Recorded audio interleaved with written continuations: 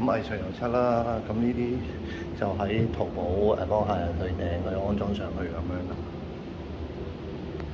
鋁窗啦，鋁窗而家清潔好晒咧，都可以睇埋啦。係啦，都係讚一讚我哋個清潔姐姐啦。係啦，我哋交貨個標準就係好似啊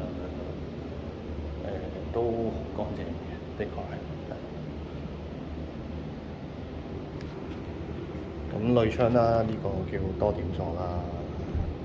咁50料啦，係啦，即係厚少少啦，即係而家呢度厚少少啦。咁成個窗你感覺上係鞏固啲咯，係啦，真係打起打風嘅時候啊，或者點樣咧，即係佢啲隔音會好好多啦，係啊，同埋耐用啦，襟用好多啦。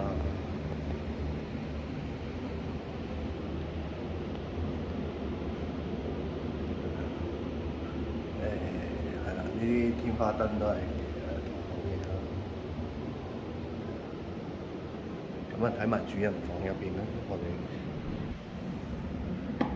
主人房入邊就衣櫃啦、地台啦，咁呢度佢有個位可以做到個窗台嘅櫃桶位啦，電動油壓床啦，係啦，呢一張5尺床啦，咁啊都試一試啦，又係撳個 up 啦，呢個單又落啦，係，咁去慢慢升起啦。咁房間又係因為藝術油漆呢個成本都高嘅，咁房間就用翻原膠漆咁啊，都OK 啦，係啊。咁啊，電動油壓床咁啊，而家升緊啦，up 係啦。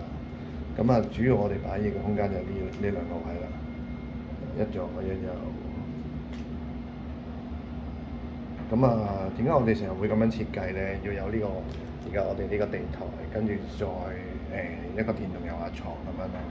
咁就係用意就係想因為冇呢個地台嘅時候咧，咁呢張床咧呢個尺寸咧嘅高度咧，放埋床度咧係過分咗高嘅。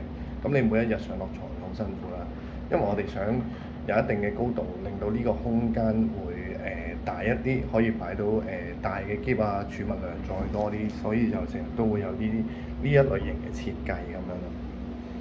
咁啊係啦，佢定咗啦，咁啊可以擺落去，咁中間有個電動嘅儀器啦，咁我哋而家落翻啦，係。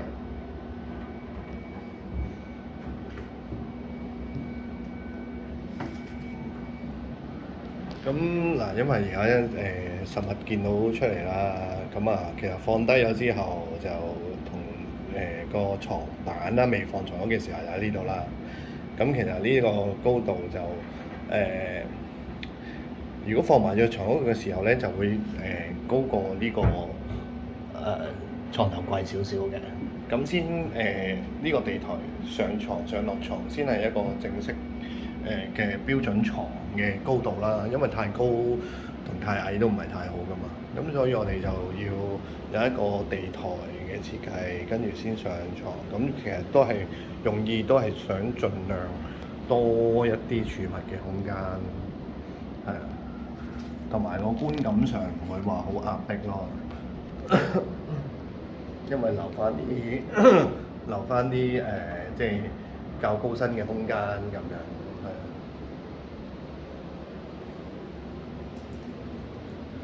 咁啊，洗手間呢邊都係用咗暗門啦，開翻燈先得啦。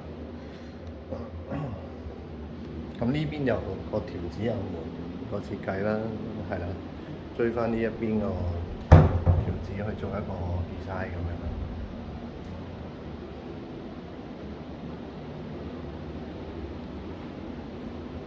咁啊，而家我哋嘅之前嘅圖紙就係喺呢度啦。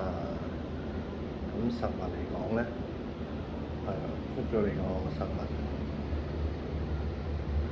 就係咁樣啦。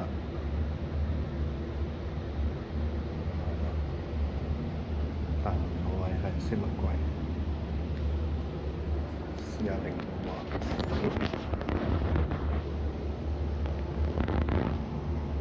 咁樣情況啦。